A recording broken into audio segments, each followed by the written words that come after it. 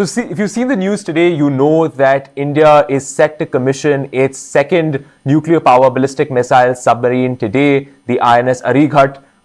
Defense Minister Rajnath Singh himself is expected to commission this new submarine. Of course, we've already have one nuclear powered ballistic missile submarine, the INS Arighat, in service with the Indian Navy. Now, this is a development that has got a significant deal of interest, both for what it means for India's Navy, its submarine fleet, as well as the geopolitical competition we're seeing in the Indian Ocean with countries like China. Joining us now to explain what is happening, what the commissioning of INS Arighat means for the Indian Navy is Anil Jai Singh, the Vice President of the Indian Maritime Foundation and also a former Commodore with the Indian Navy, someone who has spent decades as a submariner. So there are absolutely very few people in the world who are more qualified to explain what exactly the commissioning of INS Arighat means for the Indian Navy, for its submarine fleet capabilities. Commodore, thank you so much for joining us. Could you begin by telling us a little bit about just the basics of what the commissioning of INS Arighat means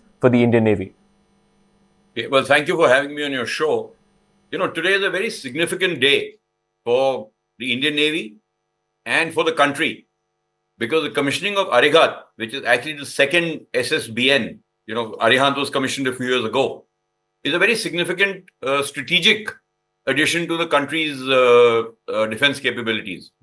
So, there are two kinds of nuclear submarines, basically. There are the nuclear propelled ballistic missile submarines, which are called SSBNs, and we have the nuclear propelled attack submarines. So they carry conventional weapons. Those are called SSNs. Right. So I will focus on the SSBN aspect, which is what Arighat is. Sure. And submarines like Arighat are not actually tactical warfighting platforms. They're more strategic platforms. They have a more strategic role to play, and they form an integral part of a nuclear powered country's strategic deterrence capability. You know, there are only 6 countries in the world which operate SSBNs. 5 of them are the 5 permanent members of the UN Security Council. That's US, Russia, UK, France, and China. And the 6th is India. Now, SSBNs are something that it has to be a totally in-house developed technology. Nobody in the world is going to share SSBN technology with anybody else. Even the closest of allies like the US and the UK have never shared any nuclear submarine technology with each other. So, from that perspective, if we look at it, besides the military dimension or the strategic dimension of a very powerful platform being added to the Indian Navy's arsenal, it is, I think, a great testimony to India's development as a technological and industrial powerhouse. Because nuclear-powered submarines or SSBNs are considered the most complex platforms to exist. They're supposed to be even more complex than a spaceship. Right. Therefore, it is the fact that we've been able to develop these ourselves, we're able to build these ourselves, and we're able to operate them successfully after that is a great testimony to our scientific community, our industrial community, our military, the Navy, everybody, because it has to be a combined effort. Right. No single agency can develop this on its own. So I think that is one part which we must never forget, that this is a totally indigenous effort, and any country which can reach the level of building its own SSBNs is by far an industrial powerhouse. There is no doubt about that. Now, yes, India has lots of constraints. We have a lot of developmental challenges. We can't give the kind of money the armed forces would like to get every year to build capability. But within the limited resources that are available, I think platforms like these give you more than your money's worth and more than adequate bang for the buck. So from that perspective, Arighat is a very important addition to our nuclear arsenal. Now, coming to the strategic aspect of it, the nuclear ballistic missile submarine, or the SSBN, is the single most credible element of the nuclear triad, which is the land-based capability, the air-based capability, and the sea-based capability. Because a submarine, while the enemy, before carrying out a preemptive first strike, may be able to take out your land facilities and your air facilities, because they probably know the locations through satellites and all, they have no idea where that SSBN is. So where that retaliatory attack will come from, they have absolutely no idea. And that in itself is enough of a deterrent for a country to not launch a first strike, knowing that there is a second strike capability that is going to come back at them definitely, no matter how well prepared they are to counter it. So that in itself becomes a deterrent. And that is why, SSBNs, if you read, are not Many navies don't even call them SSBN. They call them their strategic deterrent. In the UK, it's called the deterrent. In America, it's called the deterrent. Right. Because of the deterrent capability. The Cold War remained cold for 45 years only because of the kind of SSBN capability both the Warsaw Pact countries and NATO had. And that is what is going to shape and define future maritime warfare as well. And that is why India, which has two antagonistic nuclear weapon neighbors, China on the north and Pakistan on the west, it is very important that we have a very credible second strike capability. We know Pakistan, is constantly, it's rhetoric that, nuclear weapons are not meant for show windows, they're not meant for display, they're meant to be used. That threat keeps coming from them. So while we have always called their bluff, but the fact is you don't know what could provoke an attack on some kind of attack at some point of time. What kind of desperation, would make them cross that line. So once you have this deterrent capability, that is actually going to be a great deterrent to any one of them to be able to launch a first strike. Right. Secondly, the cornerstone of India's nuclear doctrine is no first use. Now, when you have a doctrine which says no first use, which means that you will not be the first one to use a nuclear weapon on an enemy, you've got to have a very credible second strike capability. Otherwise, what prevents the enemy from launching the first strike? So that is the second important element of having a SSBN capability. So these two aspects are indigenous capability and the kind of strategic depth it brings to India's defense or India's security are the two most salient aspects, I think, of Arighat's commissioning today. Right. If I could ask you a little bit about the Indian Navy's future plans as well. There's, of course, plans for INS Arighat, the third nuclear SSBN. There's also plans for a fourth, so far unnamed. Could I ask you to explain just a little bit of perhaps the history or the evolution of how India has seen this sea-based element of its nuclear triad? So if you see, Arighat actually is not a very large SSBN. SSBNs tend to be large. I mean, the SSBN, the Typhoon class of the Russians was 30,000 tons. But average SSBNs with most navies are in the region of 12 to 15,000 tons. Arighat is only a 6,000 ton submarine. It only displaces 6,000 tons. Arighat, I think, displaces a little more than that. So Arighat was not really, meant to be that strategic sort of final, frontier. It was more of a technology demonstrator. It was to show that we can build this capability ourselves. So it was developed as a technology demonstrator. Of course, it is very much now a part of our strategic capability. But we looked at it from that perspective more than we looked at it from it being the sort of ultimate strategic weapon in India's arsenal. Arighat, which has taken a few more years to build, it's almost been, I think, almost 7 years or 6 years, 6 years since Arighat was commissioned, has also undergone extensive sea trials, extensive, testing of its command and control capability, etc., etc., etc., to be able today to get directly integrated into our strategic command and control network. So if you recollect, in 2016, I think, or early 17, Arighat was commissioned. In 2018, November, it went on its first deterrent patrol. And that patrol was very successful. Now, that patrol was sent not so much to see whether it can fire a weapon or not. That is okay, submarines can fire weapons. It was to see whether this nuclear command and control architecture of India, the command and control network of the new National Command Authority in Delhi, if it is under nuclear attack, is still able to convey the exact time, place, and coordinates of launching a nuclear attack on an enemy who has launched a preemptive on us. Now, this is needs a very robust architecture, security architecture, both in terms of equipment, both in terms of personnel, both in terms of training, in terms of confidence, in terms of many things, and in terms of having a very potent platform at sea. To be able for that commanding officer to launch a weapon at a particular time on particular coordinates, because there's no going back from a nuclear weapon launch. You can't say, oh, I'm so sorry, I fired that by mistake. It's going to have grave repercussions. So you've got to be very, very sure that you want that weapon to be launched at that particular time on a particular target. So that was, I think, it more than the fact that the submarine carried a weapon which could be fired, which submarines carry anyway. It was about proving the complete sea-based deterrent capability of India. And I think that patrol was very successful. You will remember the crew was brought to Delhi. They met the Prime Minister. The Prime Minister complimented them. He felicitated them. And he also made a very pertinent statement that now we can never be subject to nuclear blackmail by anybody. which was a very important thing to say, because now we had our own capability. We were not dependent on any foreign power. Nobody could put a sanction on us and say, okay, we won't give you something, so you're going to be disabled. So I think that was the crux of the deterrent patrol.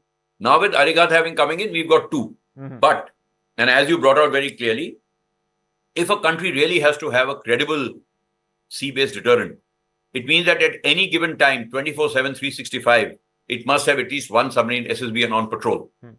Otherwise, your credibility is dented. If the enemy can monitor when you're coming in and going out of harbor, it knows exactly when you're on patrol and when you're not on patrol. That the enemy should never come to know. Therefore, to achieve that,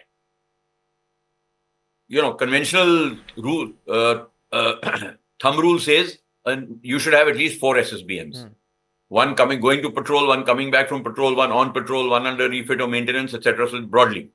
So a minimum of 4 SSBNs are required for you to have an absolute 24/7, 365 unbroken deterrent capability. The Brits have been doing it for over 60 years. They call it CASD, Continuous Sea Deterrence. So if you see every navy, other than the Chinese and the Russians and the Americans, who for various other reasons have got many more submarines, both France and the UK maintain a force level of 4 SSBNs at any given time. They haven't gone to 6 and 8 and 10 and 12 because they feel for the deterrence they expected to exercise, 4 is just the right number. And that is what India is looking at and should be looking at. So as you mentioned, Aridaman is what is called the S4.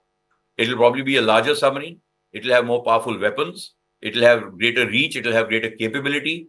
You see, the other important thing is when you're carrying ballistic missiles, the range should be adequate for you not to have to go into harm's way into that country's waters because your missile range fell short. So you should be able to target whatever are the critical, targets that you want in that country from a distance which keeps your boat safe. In countries, they have this thing called the Bastion complex. The submarine never even leaves restricted waters of its own area and is still able to carry out deterrence. So that should be our aim now. We are looking at longer range missiles. We know that there's a 3,500 kilometer range missile, which is, if not already operational, will be operational. And I'm sure we'll be looking at longer ranges thereafter. The Chinese have got a 10,000 kilometer missile. The Americans have even longer range missiles than that. So that is the sort of capability that India will be looking at in the future. I think, just as a very sort of guesstimate as an ex-mariner, I would say that by 2030, we will have a very potent and absolutely, sort of credible second strike capability and a nuclear strategic deterrent capability. Understood. So if I could ask you to also talk about some of the other powers that you were alluding to, Pakistan, you mentioned, China, if I may ask you, because China in particular has been expanding its footprint in the Indian Ocean. There's been a lot of conversation about its growing submarine fleet. Could I ask you a little bit about how China and its presence in the Indian Ocean is featuring into India's strategic calculus when it comes to its sea-based nuclear deterrent? Lots of conversation about China modernizing its nuclear forces as well. Could I ask you to comment on how China features into how India is making these decisions? Well, I think, at the moment, China is not the threat it's made out to be at present. Yes, it has a very powerful navy. The PLA Navy is already the largest navy in the world. But I think the PLA Navy, despite being the largest navy with 350 ships, still lags the US Navy in many areas of technology and capability. And it still does not have the power projection capability to sustain its presence for long in its what they call its far abroad, which could be roughly interpreted as the Indian Ocean. But China is building that capability. By 2030, they intend to have a 450-ship navy with more than 275 platforms being blue water capable. They are extensively exercising their aircraft carriers. At the moment, their aircraft carriers have not ventured beyond their second island chain. They have not come to the Indian Ocean or gone into any distant waters. But when it has 3 or 4 aircraft carriers, which it intends to have by 2030, the permanent presence of a carrier battle group in the Indian Ocean, a Chinese carrier battle group, cannot be ruled out. Now, along with the carrier battle group, it will also bring in its SSNs, its nuclear attack submarines. Because China at the moment has 6 and intends to have 15 to 20 nuclear attack submarines by 2030. So if it has that kind of number, it is able to sort of commission that number.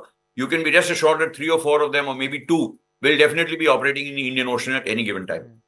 To counter that, And India also is a blue water navy. We are a carrier-centric navy. We also plan to have at least 2 carrier battle groups, if not 3, at any given time. We will have to counter this SSN challenge with our own potent anti-submarine warfare capability, firstly. And anti-submarine warfare, I just don't mean aircraft and ships with sonars. I mean a complete sort of comprehensive undersea warfare capability to deter the PLA Navy from being able to operate unrestricted in the Indian Ocean, which means that we should have all kinds of sensors. We should have seabed sensors. We should have unmanned underwater vehicles. We should have powerful sonars. We should have aircraft in the air. We should have probably satellite imagery. We need all these things together to create a very sort of networked architecture to ensure that the PLA Navy is at no point able to operate uninhibitedly in the Indian Ocean. Right. India has been always the predominant maritime power in the Indian Ocean, and it is critical that India retains that competitive edge at all times. Because inevitably, the great power rivalry that's going to happen between, let's say, China and the US is going to spill over into the Indian Ocean. And at that point of time, one of the things China will try and do is definitely contain India's dominance to be able to dominate the Indian Ocean itself. And that is something we have to ensure is never allowed to happen. So that is very important. From a deterrence perspective, I think China, yes, India is a factor, but China's focus is more on ensuring its missiles can reach Washington, D.C. than New Delhi. That is its more important focus right now. So it's new SSBNs and the missiles being developed for them, the 094 class or the 095 class, whatever, 095, I think it's called. China's nuclear deterrence capability is quite considerable. They have SSBNs, they have SSNs, and they're now deploying what they call the JL2 missile, which is, I think, a JL3 missile, which has got a range of more than 10,000 kilometers. They're developing a new class of SSBN, which will be larger and more powerful than the existing O94s. It's called the O96, type 096. And from a deployment perspective, yes, very much New Delhi will be in its crosshairs, obviously, because they do consider India a threat. They think that India needs to be contained in the Indian Ocean. But also China is probably has got bigger fish to fry. It's probably looking more at targeting Washington, D.C. than New Delhi at some point in time. It will be looking to target Washington, D.C. as the sort of great power rivalry builds up. And, we enter what is already being termed as Cold War 3.0. So China definitely at the moment has an edge on us in nuclear submarine capability. But like I said right in the beginning, this is a capability we have to develop ourselves. We made a very promising start. We are going about it in a very calibrated manner. We are not rushing into things and then ending up with a mess later on. We are doing it in a very calibrated manner. And I think this is just the right way to go about it. We seem to be on time if we are looking at a credible second strike and deterrence capability by 2030 from a sea-based vector. So I think we are on the right track. Enough attention is being paid to this project. I'm sure at the top political echelons, the importance of this is clearly understood by everybody. And so we seem to be doing all right on the SSBN front. And I think Arighat's commissioning today is a very significant milestone because, 2 SSBNs is always better than 1.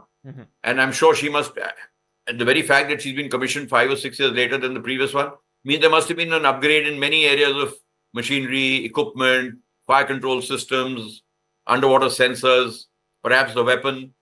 So I think it's a very positive step, and it's a great testament to both the operators, the maintainers, and the builders of this very sophisticated type of platform. Understood, sir. So if I could ask you one last question, and if I could draw you into some of the larger debates that are taking place about India's submarine fleet more generally. By the end of the decade, it was estimated that India would, or at least planned that India would have 24 submarines. And of course, there are increasing concerns that on the conventional submarines, there is this aging technology, questions about whether India will be able to field as many submarines as it would like to. You mentioned earlier about budgetary constraints. Could I ask you to talk about some of the, of course, moving away a little bit from SSBNs, more generally towards India's submarine fleet and where you see its state of readiness, some of the technological challenges it's been having, as well as some of the budgetary issues. If I could ask you to take a slightly more sweeping look at where India's submarine preparedness is. Okay. So, India at the moment has 16 conventional submarines. So it sounds a very healthy number. But 11 of these are more than 25 years old, with some of them almost 35 to 40 years old. So obviously, it's an aging fleet, which needs replenishment. We have the Project 75, 5 boats of that have been commissioned already, the 5 Calvary class submarines. The sixth one will get commissioned perhaps maybe by the end of this year or sometime next year. So with that, the P-75 program will come to draw to a close. Now, in 1999, the Cabinet Committee on Security had approved a 30-year indigenous submarine building plan. That plan envisaged 2 production lines of 6 submarines each in collaboration with a foreign submarine manufacturer, 2 different submarine manufacturers if possible, who would build for a submarine to be built in an Indian shipyard. And by the time these 12 submarines would be built, India would have developed the technology or got it transferred adequately enough for it to develop its own and design its own submarines thereafter, which was then supposed to happen over the next 15 to 18 years, so that by 2030, India would have a force level of about 18 to 20 modern submarines at any given time. And then these 2 production lines will keep churning out submarines, one per year alternately from each production line. So that was a larger sort of plan. However, as all plans tend to go awry at times because of various reasons, the 30-year plan went haywire right in the beginning. The first contract was signed with the French in 2005 for the Scorpion class. That program is running well behind schedule. 20 years later, the 6th boat is still not commissioned. So that has really, slowed India's conventional submarine capability down. The Project 75I, which is a second tranche of 6 submarines to be built again in collaboration with a foreign submarine manufacturer, is at a very advanced stage of discussion and negotiation, and trials, etc., have been carried out. So I think it had a lot of delays for various reasons, and many of them I think unwarranted. But nevertheless, there were delays. That's something that's water under the bridge now. But at the moment, I think that program should sort of pick up momentum within the next 1 year or so. So hopefully, if that program picks up momentum and the contract is signed well in time, maybe in a year from now, whatever it might take, depending on how the negotiations progress, it will take 7 to 8 years for the first boat to be commissioned. So I think after the 6th boat of the Scorpion class is commissioned next year, we can't expect another submarine to be commissioned till maybe 2031, 2032 at the earliest. By which time our older 11 boats will become that much older. So obviously our force levels are going to fall. It is an area of concern. And that is why we are now trying to pick up pace in going ahead with the Project 75I. Subsequent to that is what is loosely being termed the Project 76. I don't think there's an official sort of term Project 76, but nonetheless. So media reports recently have suggested that DRDO, along with industry, along with Navy, is going to design an indigenous SSK. So the 75I program has demanded a very high degree of indigenization and a very high percentage of transfer of technology. And when I say transfer of technology, I don't mean superficial manufacturing technology, deep technology, including transfer of intellectual property in some cases. So if that actually happens, and I think the people who are in the fray are well aware of it and are well acknowledge the fact.